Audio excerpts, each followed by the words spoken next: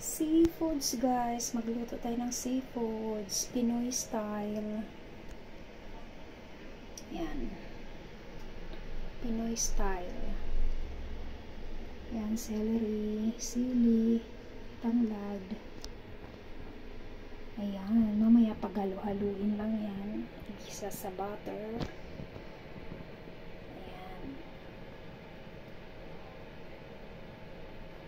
Lagyan ng asin.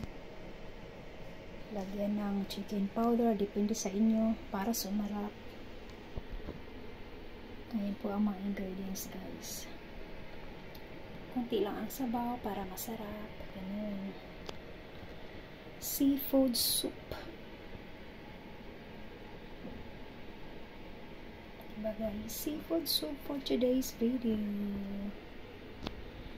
I'm sure masarap ito kasi Pinoy style na pagka-luto.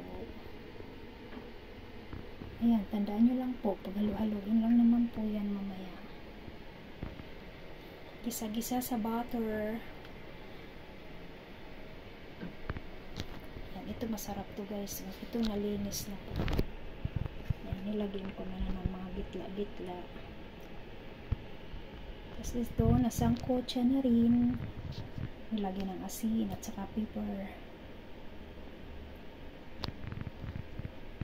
Ayan, sarap.